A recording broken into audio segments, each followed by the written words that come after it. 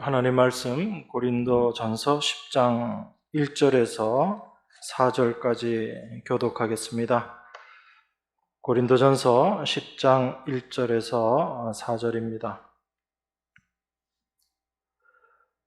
형제들아, 너희가 알지 못하기를 내가 원치 아니하노니 우리 조상들이 다 구름 아래 있고 바다 가운데로 지나며 모세에게 속하여 다 구름과 바다에서 세례를 받고 다 같은 신령한 식물을 먹으며 다 같은 신령한 음료를 마셨으니 이는 저희를 따르는 신령한 반석으로부터 마셨음에 그 반석은 곧 그리스도시라.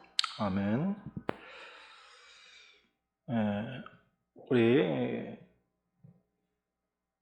기독교인들이 제일 잘 알고 있는 구절 중에 하나가 하나님은 우리의 외모를 보시지 않으시고 우리의 중심을 보신다라고 이야기하는 그 구절인 줄 생각합니다. 이건 사무엘이 이스라엘의 왕을 세우기 위해서 이새의 집에 갔을 때 그 아들들을 만나는 그 과정 속에서 하나님께서 하신 말씀을 우리가 이야기하는 것입니다. 사무엘상 16장에 보면 사무엘이 하나님의 명령으로 왕을 세우기 위해서 이새의 집으로 갑니다. 그때 그 사무엘의 마음에 이렇게 아주 딱 든 아들이 있었죠. 그 아들이 바로 엘리압이었습니다. 아마 엘리압이 키도 크고 외모도 아주 출중했던 것 같습니다. 그래서 사무엘이 그 마음에 아주 들어 했었는데 하나님께서 말씀하시는 것이 사무엘상 16장 7절에 보면 나옵니다. 하나님이 사무엘에게 뭐라고 말씀하시는가 하면 그 엘리압이 아주 용모와 키가 아주 컸지만 하나님께서는 그의 용모와 신장을 보지 말라라고 그렇게 말씀하십니다. 그렇게 말씀하시면서 나의 보는 것은 사람과 같지 않다라고 이야기하십니다. 그러시면서 하신 말씀이 사람은 외모를 보거니와 나 여호와는 중심을 보느니라 그렇게 말씀합니다. 그리고 나서 그 다윗이 선택된 것을 우리가 생각하면 하나님께서는 그 다윗의 외모보다는 그 중심에 하나님이 보시기에 좋았던 것이 분명히 있었다라는 것을 우리가 생각할 수 있습니다. 거기에서 우리가 좀 주의 깊게 봐야 되는 것이 그럼 하나님께서 그 중심을 보신다라는 것이 어떤 의미인가를 우리가 좀 분명하게 이해를 해야지 됩니다. 그 중심을 보신다라는 것을 대부분의 경우에 하나님은 그 마음을 보신다라고 그렇게 우리가 이해를 합니다. 그것 자체가 그렇게 완전히 잘못된 것은 아닙니다. 하나님께서 그 마음을 보신다라고 이야기할 때 우리들이 자칫 잘못하면 오해할 수 있는 것입니다. 어떻게 우리가 오해하는가 하면 하나님은 그 사람의 중심, 그것을 우리가 마음이라고 생각하고 그 마음을 우리의 선한 마음, 우리의 열심인 마음, 또 하나님을 향해서 우리가 열심을 내려고 하는 그런 마음들, 그렇게 우리들이 생각합니다. 어떤 면에서 이해를 하는가 하면 바로 사람의 어떤 열심과 사람의 헌신과 그러한 양심의 마음들, 그런 것들로 이해를 합니다. 그래서 그 마음이 올곧고 올바르고 열심히 했으면 하나님께서는 그 마음을 좋게 보시는 것이다. 그것이 하나님께서 사람의 외모를 보지 않고 중심을 보시는 것이다. 이렇게 우리가 생각하기 쉽습니다. 그런데 여러분들이 좀 그런 부분들을 우리가 주의 깊게 생각하기를 원합니다. 어떤 인간의 열심을 중요시하는 그런 생각들, 사실 이러한 모든 생각들이 복음적인 것이 아니라 그것은 종교적인 것이다라는 것을 우리가 생각해야지 됩니다. 그래서 예레미야 선지자는 우리에게 만물보다 거짓되고 심히 부패한 것은 마음이다라고 그렇게 이야기합니다. 누가 능히 이를 알리오? 많은 사람들은 잘 이해 못하지만 만물보다 심히 부패한 것, 거짓되고 심히 부패한 것이 마음이다라고 그렇게 이야기합니다. 이렇게 인간의 마음은 사실 믿을 수가 없는 것이거든요. 그런데 그러한 마음으로 우리가 열심을 다하고 최선을 다하고 하나님께 나아가려고 하는 그런 헌신적인 마음, 그것을 우리가 하나님께서 보시는 중심이다 이렇게 이해하기에는 좀 무리가 있는 거죠. 그래서 우리가 성경을 볼 때는 늘 우리의 인간적인 생각들, 세상적인 기준으로 말씀을 보려고 하지 마시고 십자가를 통해서 과연 이것이 올바른 의미인가, 그것을 여러분들이 늘 주의하셔야지 됩니다. 그렇지 않으면 우리가 성경을 보면서도 세상의 기준과 세상의 생각으로 자꾸 성경을 이해하게 되고, 그렇게 되다 보면 실제 하나님이 말씀하시고자 하시는 그 복음의 십자가의 의미를 우리들이 놓치는 경우들이 많이 있습니다. 그래서 우리는 늘 성령의 도우심을 구해야지 되는 거예요. 그러니까 여러분들이 듣기에 편하고 쉽게 이해된다고 해서 그것이 하나님 말씀이 아니다라는 것을 여러분들은 먼저 생각하셔야지 되는 것입니다. 우리 인간의 지혜로는 깨달을 수 없고 이해할 수 없는 것이 하나님의 말씀이다라는 것이 먼저 여러분 생각의 전제가 되어야지 되는 거예요. 그래서 나의 지혜로 말씀을 보고 이해하는 것이 아니라 성령이 나에게 가르쳐 주시지 않으면 절대 깨달을 수 없고 알 수 없는 것이 하나님의 말씀이다라는 생각이 여러분들에게 늘 앞서야지 됩니다. 그렇게 하나님의 말씀을 보는 그 시작점에 있어서 여러분 자신들이 먼저 부인되어야지 되는 거예요. 그것이 있지 않고서는 하나님의 말씀을 올바로 이해할 수 없습니다. 그것이 없이는 우리는 그저 나에게 은혜가 되는 말씀만을 생각하고 나에게 은혜되는 말씀만을 찾게 됩니다. 그게 자기 중심으로 성경을 보는 것이고 자기 중심으로 신앙생활을 하는 것입니다. 여러분, 제가 분명히 말씀드리지만 그건 종교 생활이에요. 그건 절대로 복음을 쫓아 사는 삶이 아닌 것입니다. 그래서 여러분들은 날마다 하나님 말씀 앞에서 여러분 자신들이 부인되어야지 되는 거예요. 나는 여전히 하나님의 말씀을 보더라도 나의 유익을 위해서 말씀을 보는 자다라는 그 생각이 여러분들은 성령을 통해서 깨달아져야지 되는 것입니다. 그래서 나의 유익, 나를 위해서 말씀을 보는 것이 무너졌을 때, 그것이 여러분 마음 가운데서 깨어졌을 때 여러분들은 하나님을 위해서 말씀을 보게 되고 하나님을 위해서 사는 삶이 무엇인가를 생각하면서 말씀을 보시게 되는 것입니다. 우리는 그리스도인들입니다. 우리 자신의 유익을 위해서 사는 자들이 아니라 하나님의 뜻 가운데 하나님을 위해서 살아가는 자들인 거예요. 하나님은 우리를 그런 자들로 부르신 것입니다. 여러분 자신의 유익을 구하는 것은 종교일 뿐인 거예요. 하나님이 우리를 부르심은 우리를 유익해 하심이 아니라 하나님의 영광을 우리를 통해서 드러내시기 위해서 우리를 부르신 것입니다. 그런데 선악과 먹은 인간은 여기에 절대 복종이 되지 않는 거예요. 자기 중심으로 살기를 원합니다. 그래서 그것이 깨어져야지 하나님을 위해 사는 삶, 참된 그리스도인으로서의 삶이 시작될 수 있는 것입니다. 그래서 하나님의 말씀은 우리에게 다가오게 되면 우리 자신을 깨트리는 일부터 하시는 거예요.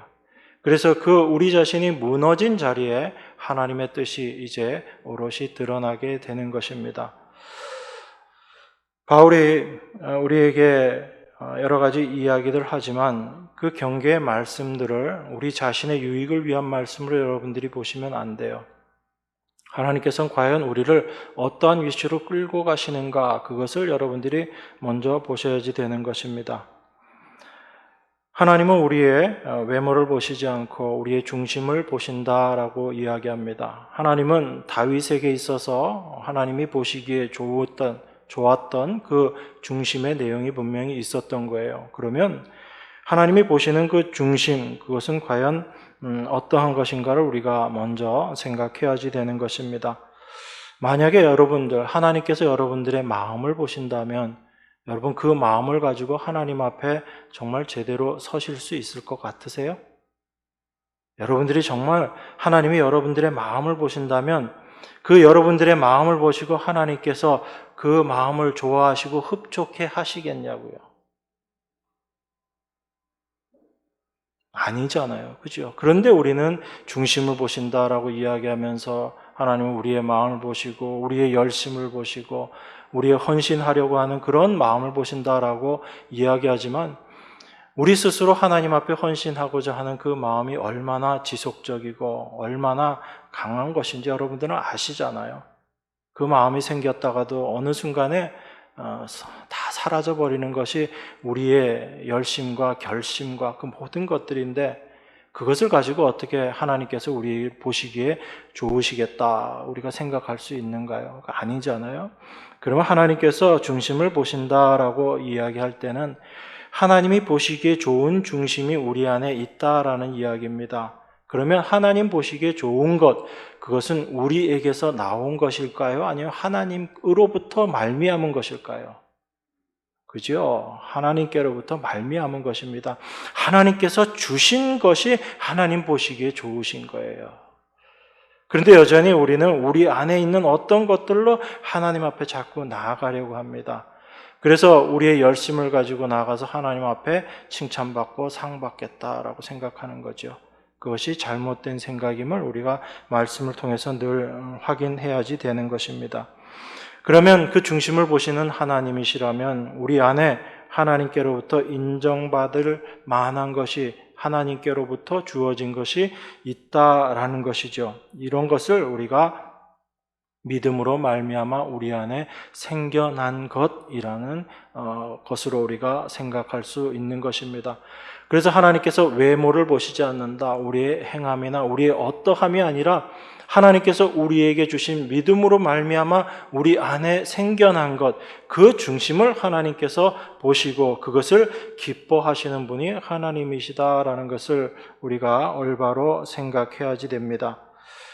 그렇게 이야기하고 그렇게 생각할 때 우리 안에 그 중심은 바로 하나님께서 믿음으로 우리에게 주신 것, 그것이다라고 생각할 수 있습니다. 그 하나님이 믿음으로 주신 것, 그 믿음으로 말미암아 우리가 알게 되는 것이 있어요. 우리의 생각들이 있습니다. 우리의 모습들이 있는 거예요. 그 믿음이 없었을 땐 우리는 내가 항상 중심이 되고 나를 드러내려고 하고 나의 유익을 위해서 살아가는 그러한 삶의 모습이지만 우리 안에 믿음이 임하게 되면 하나님의 영이 우리 안에 임하게 되면 우리가 어떠한 존재인지를 알게 됩니다. 우리의 그 어떤 것들로도 하나님 앞에 내어놓을 것이 없다라는 것을 알게 되고 하나님께서 우리에게 은혜로 주신 것이 아니면 결코 하나님 앞에 나아갈 수 없고 내어놓을 것이 없다라는 것을 우리가 알게 됩니다. 그것이 바로 하나님만을 자랑하는 자로 살아가는 거예요. 하나님의 영광을 드러내면서 사는 자들인 것입니다. 그러한 사람들의 중심을, 그 중심을 하나님께서 보시고 좋아하시고 기뻐하신다라는 이야기예요. 그러니까 우리의 것들로 하나님 앞에 자랑할 것이 없음을 우리가 알게 되는 것이고 하나님께서 우리에게 허락하신 것이 어떤 것인지를 올바로 알게 되는 것, 그것이 우리 안에 믿음으로 말미암아 올바른 중심이 세워지는 것이다라고 생각할 수 있습니다.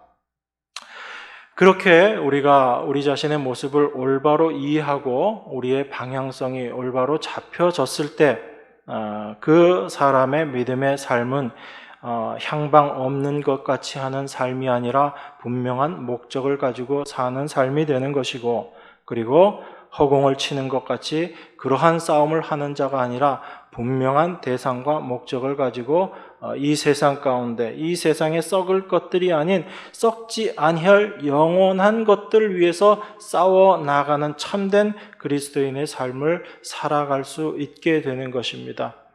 그래서 하나님의 영이 아니시면 우리가 그 어떤 것도 행할 수 없고 하나님 앞에 내어놓을 것이 없다라는 것을 우리가 먼저 이해해야지 됩니다. 그 내용을 여러분들이 올바로 알고 있는 상태에서 오늘 본문의 말씀을 보면 하나님께서 우리에게 지금 무엇을 이야기하시고 싶으신 것인가라는 것을 좀 더 분명하게 이해하게 됩니다.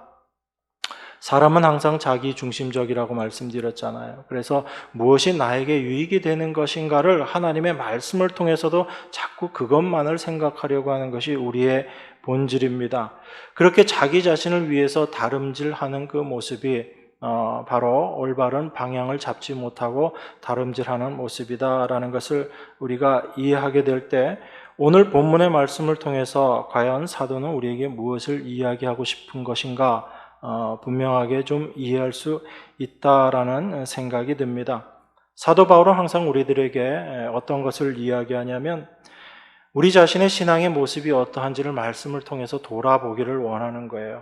사도가 우리에게 여러 가지 말씀을 주는 것은 그 말씀을 통해서 너희도 열심히 해서 이렇게 살아가라라는 의미라기보다는 먼저 물론 우리의 생각이 바뀌어지고 우리의 자세가 바뀌어지고 우리가 올바른 것을 바라보게 된다면 그 안에서 하나님께서 일하심으로 말미암아 우리가 겉으로 보기에도 어떤 외적인 노력의 모습들, 열심의 모습들이 분명히 나타납니다. 그런데 중요한 것은 그 모든 것들의 원동력이 내가 아니라 내 안에 계신 그리스도다라는 것을 우리들이 먼저 이해해야지 되는 것이거든요. 그래서 사도의 말을 통해서 우리는 먼저 이렇게 해야지라는 생각보다는 이 말씀을 통해서 우리 자신의 모습이 어떠한지를 먼저 돌아보는 것이 필요합니다. 그래서 그 말씀 앞에 내가 어떤 자로 드러나는가를 분명히 이해하고 난다면 우리 자신들은 교만에 빠지지 않게 되는 거예요. 여러분들이 말씀을 보면서 이렇게 해야지 되겠다라고 생각하는 것 자체가 이미 스스로 교만에 빠져 있는 모습이거든요. 나는 할 수 있다라는 생각을 갖고 있기 때문에 그렇습니다. 그런 생각이 드는 여러 가지 원인들이 있겠지만 내가 할 수 있다라는 생각을 갖는 것 자체가 이미 우리는 교만한 모습이다라는 것을 먼저 깨달으셔야지 되는 것입니다. 그래서 사도는 우리 믿음의 성도들이 신앙생활을 해나가는 과정 가운데 우리 자신을 어떻게 돌아보고 교만에 빠지지 않도록 해야지 되는가를 이야기하기 위해서 오늘 특별히 한 예를 든 것이 출애굽한 이스라엘 백성들을 이야기하고 있습니다. 그 이스라엘 백성들에게 있었던 그 사건을 가지고 지금 우리에게 이야기합니다.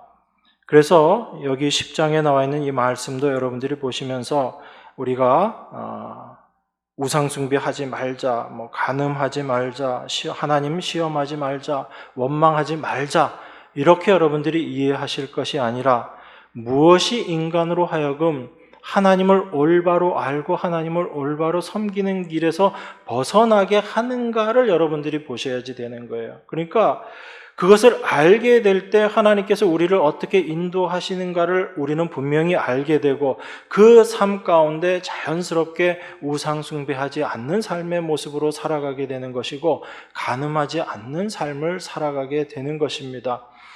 사실 우상 숭배다 간음이다 라고 표현하고 있지만 그 내용의 본질에 있어서는 동일한 거죠. 저희가 간음에 대해서 고린도서에서 계속 살펴봤잖아요.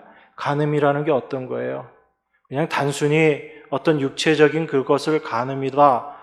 그 이전에 이미 자기의 유익을 위해서 살아가고 있는 그 삶의 모습이 바로 간음의 모습인 거예요. 자기의 쾌락, 자기의 즐거움을 위해서 사는 모습이 겉으로 드러난 것의 하나가 간음의 모습인 것이거든요. 그렇게 본다면 우상숭배도 동일한 거죠. 신을 섬기는데 누구를 위해서 섬기는 게 우상숭배인 거예요? 자기를 위해서.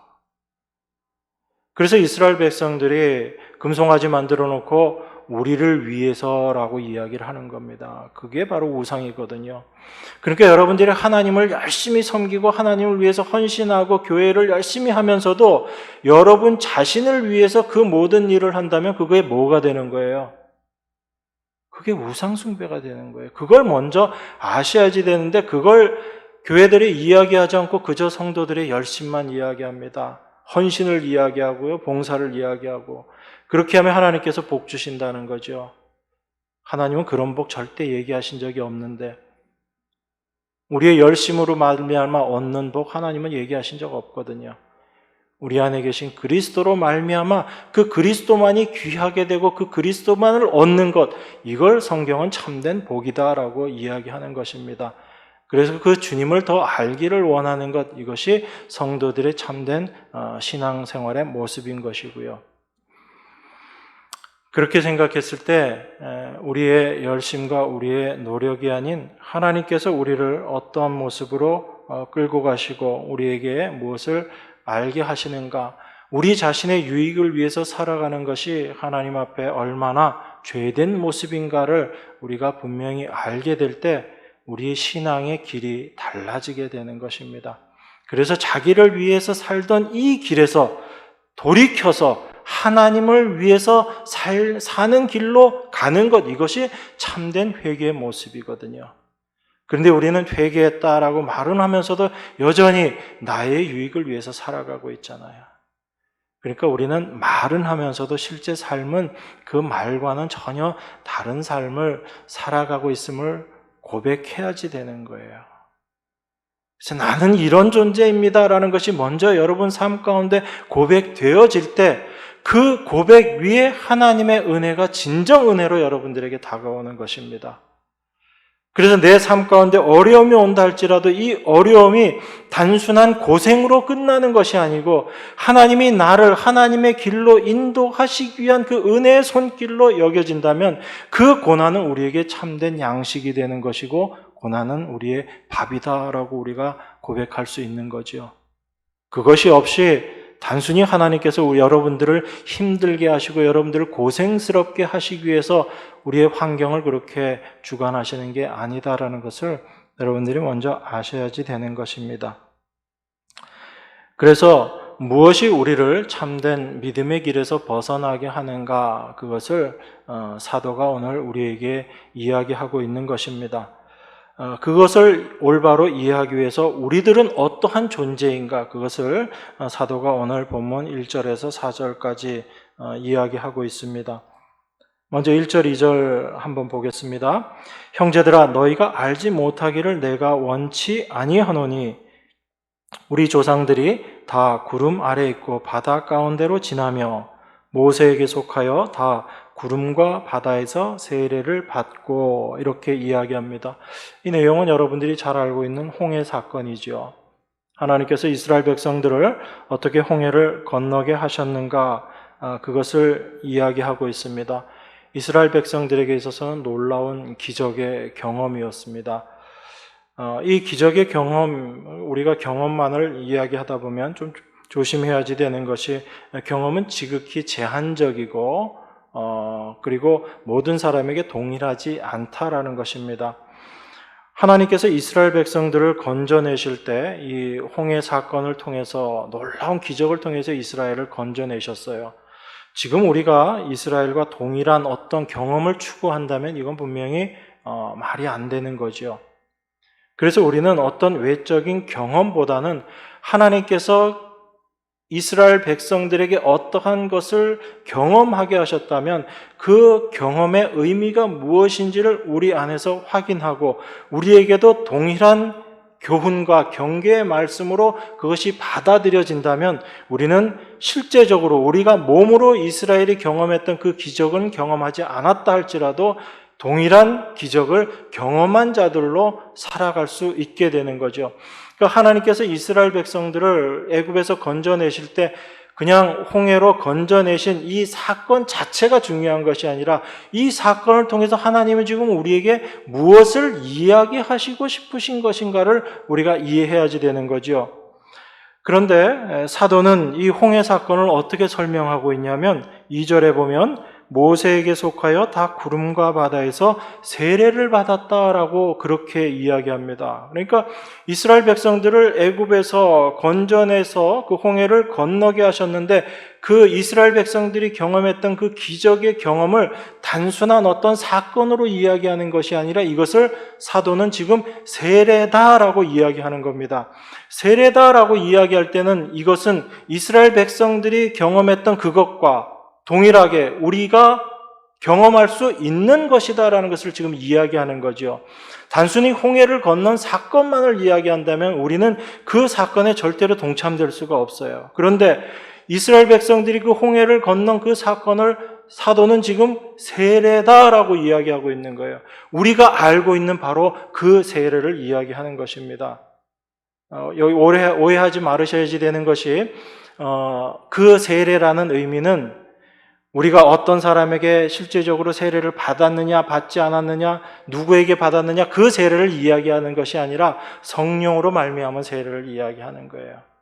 그러니까 이스라엘 백성들이 홍해를 건넌 것이 바로 사도는 세례다라고 이야기하는데 그 세례의 의미가 바로 사도가 이야기하는 참된 의미의 세례를 얘기하는 것입니다. 외적으로 누구에게 세례를 받고 안 받고 그것을 이야기하는 것이 아니다라는 거지요. 그러니까 이스라엘과 지금 이 고린도 교회 성도들 그리고 여러분과 나 우리 모두를 사도는 지금 어떻게 취급하고 있냐면 이스라엘이 홍해를 건넌 것과 동일하게 우리들은 다 세례에 동참된 자들이기 때문에 그 이스라엘이 경험하고 그 이스라엘을 통해서 하나님께서 보여주고 말씀하시는 것이 지금 우리에게도 동일한 것으로 이야기하고 계신 것이다를 말씀하고 있는 거예요. 그러니까 사도에게 있어서 이스라엘 백성들이 경험했던 한 역사적인 사건으로 끝나는 것이 아니고 그것은 지금도 동일하게 우리에게 반복되고 있는 것이다라는 것을 먼저 이야기하고 있는 것입니다. 그러니까 이스라엘이 지금 애굽에서부터 가나안까지 인도받고 있는 그 여정, 그 모든 것들을 하나님께서 함께 하시면서 인도하신 것처럼 여러분과 저도 동일하게 고린도 성도들도 동일하게 하나님이 함께 하시면서 지금 인도하고 계시는 것이다라는 것을 이야기하고 그 이스라엘이 경험했던 홍해 사건, 그 홍해 사건과 동일한 세례를 우리도 경험하고 그 세례 가운데 살아가고 있는 자들이다라는 것을 우리에게 지금 이야기하고 있는 것입니다. 이런 의미에서 이스라엘에게 있어서의 어떤 일들은 이스라엘에게 끝나는 것이 아니라 여러분과 저에게도 동일한 것이다라는 것을 사도가 지금 이야기하고 있는 것입니다. 그래서 실제적인 어떤 경험이 없다 할지라도 우리는 다 하나님 안에서 동일한 경험을 하는 자로 성령을 세례를 받은 자들로 우리가 살아가게 되는 것이다라는 것을 이야기하고 있습니다. 여러분 오늘 1절에서 4절까지 계속 반복되는 단어가 하나 있어요. 그게 뭐지요?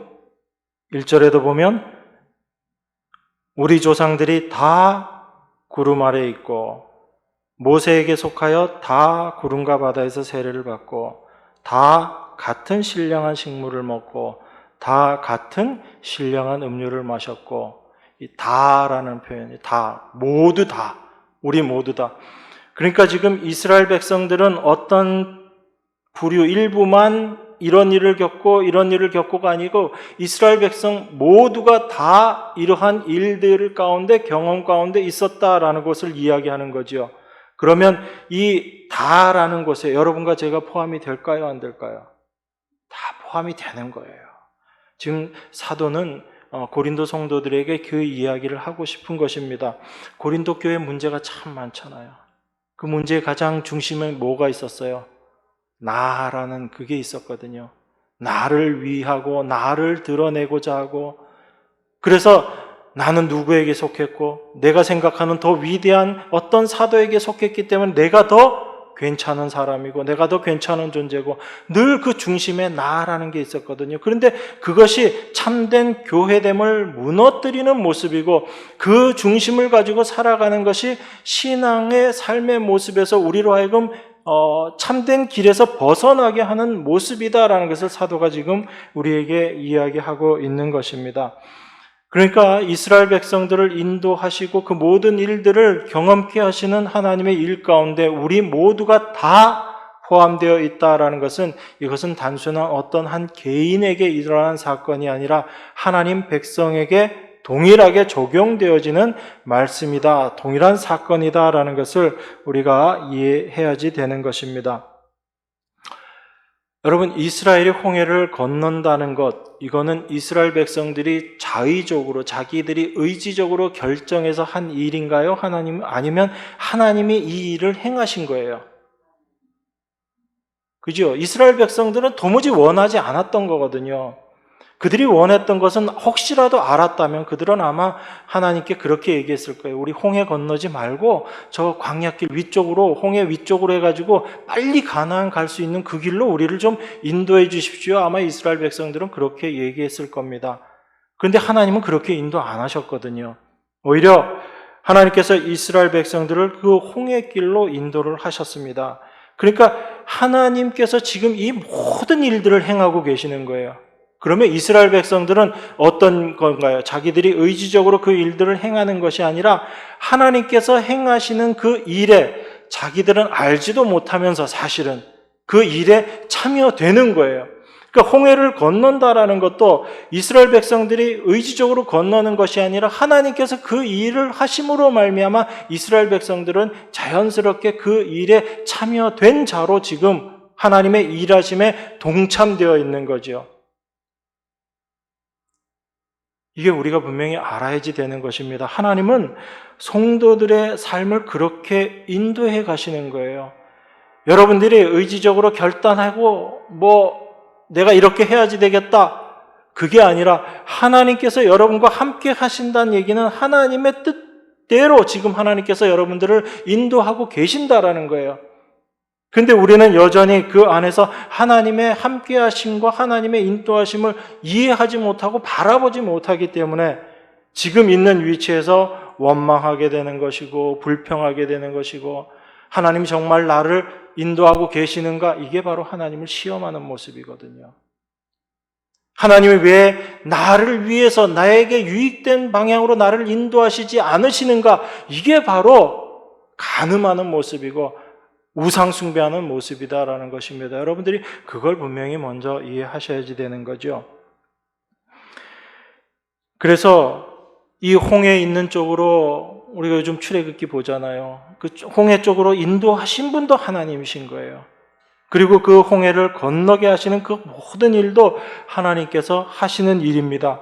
그런데 그 모든 일을 2절에서는 이렇게 표현하고 있습니다. 모세에게 속하여 다 구름과 바다에서 세례를 받고 하나님께서 이 일을 행하시면서 이 모든 일들을 모세에게 속해서 이 일을 다 했다라고 이스라엘 백성들이 모세에게 속해서 이 일이 생겼다라고 그렇게 이야기하는 것입니다. 그러니까 어떤 이스라엘 한 개인의 문제가 아니라 모세에게 속한 이스라엘 전체를 하나님께서 어떻게 인도하시고 끌고 가고 계시는가를 지금 우리에게 이야기하고 있는 것이죠.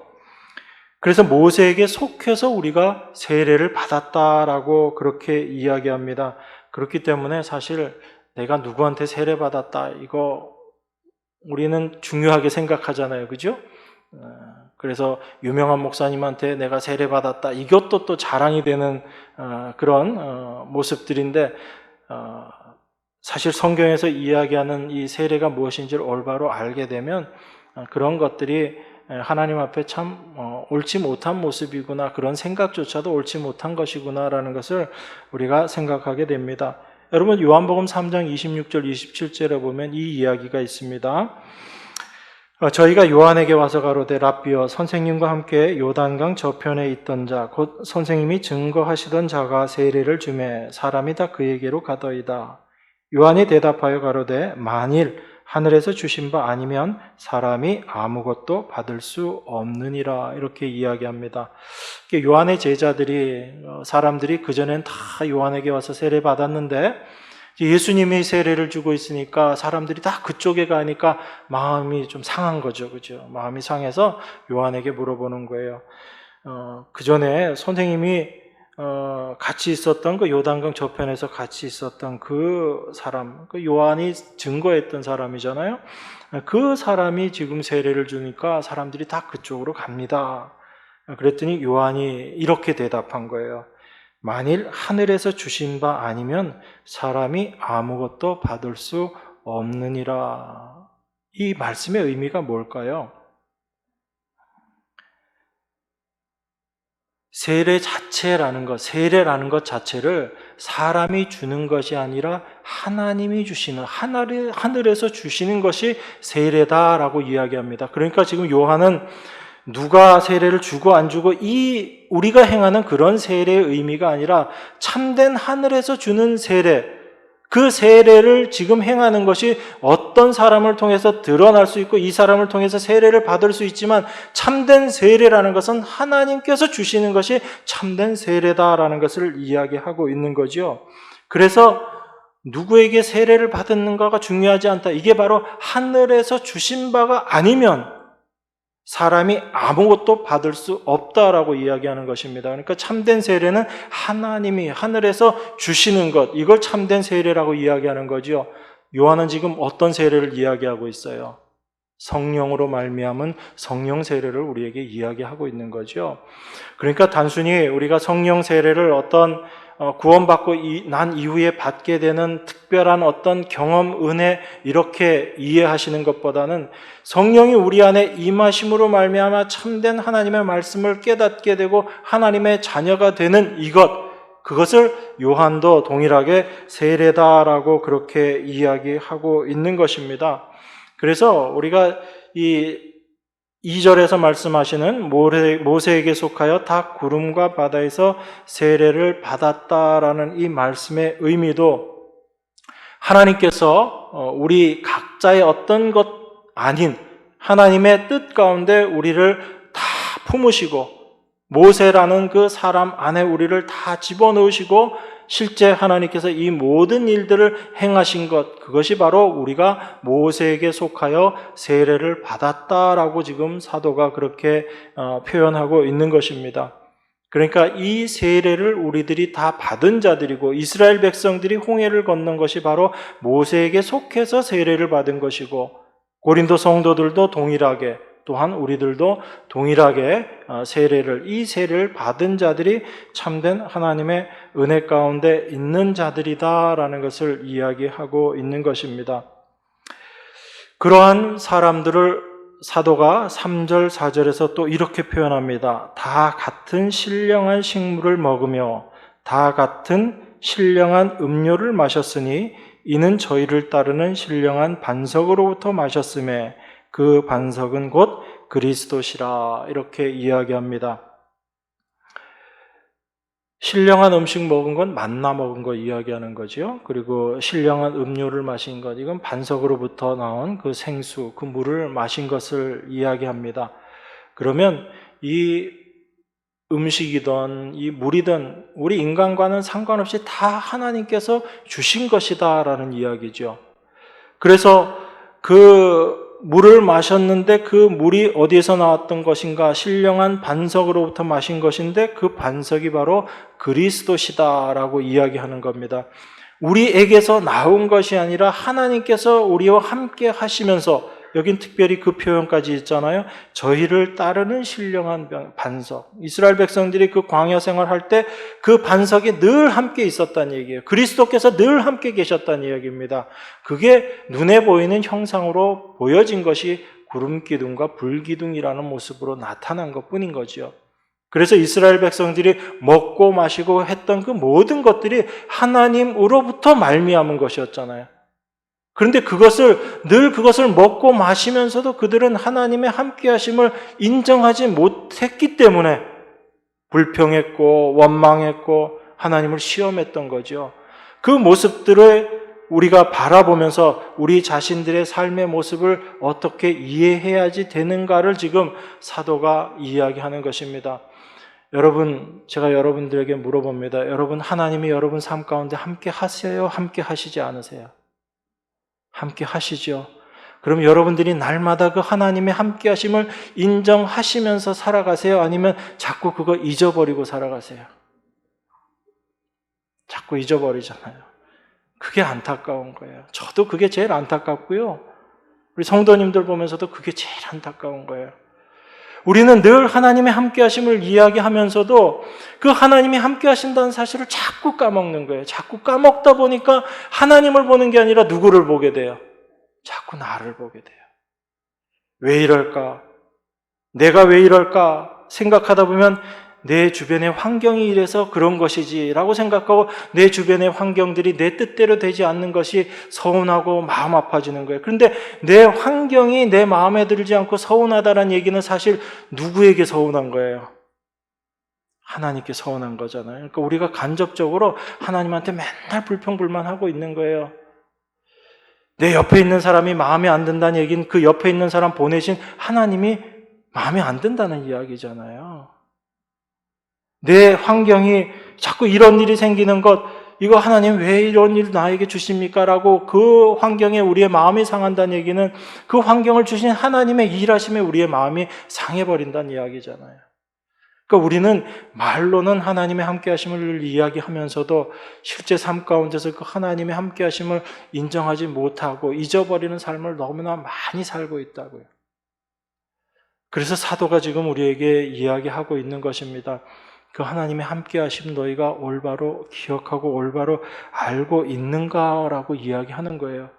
그렇다면 너희들이 이제까지 살았던 그 모습에서 분명히 바뀌어진 삶을 살 수 있을 것이다 라는 것을 이야기하는 것입니다. 자, 2절 우리 다 같이 한번 다시 읽겠습니다. 한 목소리로 시작. 모세에게 속하여 다 구름과 바다에서 세례를 받고, 이렇게 이야기합니다. 여기서 이스라엘 백성들이 다 모세에게 속했다라고 이야기해요. 이걸 우리 신약에서는 그리스도 안이라고 이야기하는 것입니다. 그리스도께 속해서 다 구름과 바다에서 세례를 받고라고 이야기해요. 구름이라는 것은 뭘 상징하는 거였죠? 이스라엘 백성들의 광야 삶 속에서 구름은 무엇을 상징하는 거예요? 하나님의 함께 하심이잖아요. 하나님이 늘 그들과 함께 하심을, 그래서 불기둥과 구름기둥이 가면 쫓아가고 멈추면 같이 멈추고, 그 하나님의 함께 하심을 그들이 고백하고 알 수 있었던 것, 그게 그들 눈에 보이는 게 분명히 있었거든요.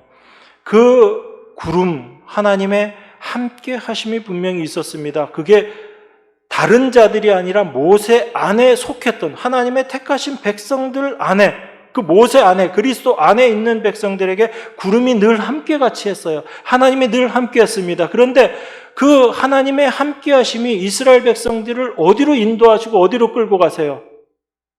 편안한 길로 끌고 가시는 것이 아니라 그들을 바닷길로 끌고 가시는 거예요.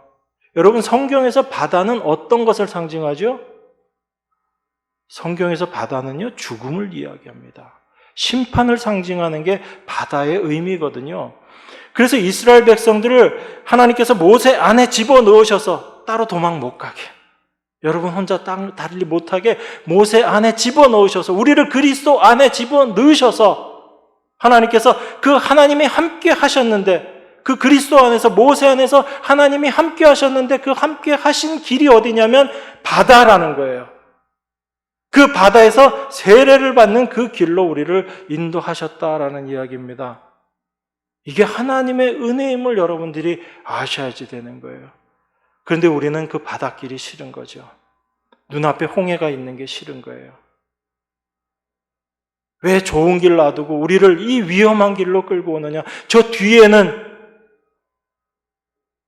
애굽의 군대들이 우리를 쫓아와서 우리를 죽이려고 하고, 우리 눈앞에는 저 홍해가 가로막혀서 건너지도 못하는 그런 곳으로 하나님께서 우리를 인도하시는가? 정말 하나님이 우리와 함께 하시는 게 맞는가? 그런데 사도는 뭐라고 이야기하죠? 그들이 다, 우리 조상들이 다 구름 아래 있고 바다 가운데로 지나며 모세에게 속하여 다 구름과 바다에서 세례를 받았다라고 이야기합니다. 여러분, 세례의 의미가 뭔지 아시죠? 참된 세례의 의미, 바로 하나님의 영이 우리에게 임하심으로 말미암아 우리가 죽고 그리고 그 죽음에서 부활하게 되는 것, 이것이 참된 세례의 의미잖아요. 하나님께서는 우리를 그렇게 죽이시는 거예요. 무엇을?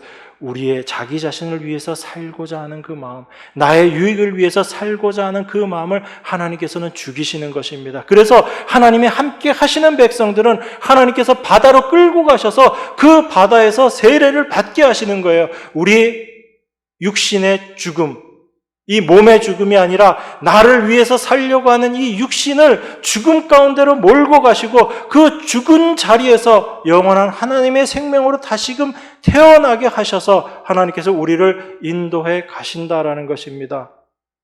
그 인도하심의 의미를 올바로 우리가 알게 될 때 우리들의 삶의 방향이 이제 분명해지는 거예요.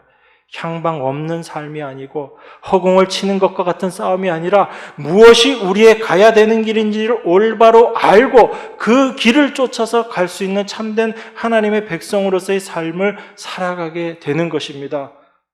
그 삶을 알게 될 때 우리들 삶 가운데 우상 숭배의 모습이 나타나지 않을 거잖아요. 간음하는 모습 안 나타날 거잖아요. 하나님 시험하는 모습 나타날까요? 여러분, 하나님께 원망하고 불평불만하는 그 일들이 생겨날까요? 아니잖아요. 하나님이 우리를 어떻게 인도하시는지 우리가 믿음의 눈이 뜨여져서 올바로 바라보게 된다면 나의 삶의 모든 것들 하나님께서 인도하시고 나를 지금 이 바닷길로 끌고 가시지만 이 바닷길을 통해서 애굽은 영원한 심판 가운데 죽을 수밖에 없지만 하나님의 백성들은 그 바닷길을 지나서 이제 살아나오는 그 모습으로 다 드러나게 될 것임을 우리가 소망해 놓은 믿음의 눈을 통해서 그것을 바라보게 되는 것입니다. 그 길을 통과한 자들이 참된 가나안을 향해서 가게 되는 자들인 거예요.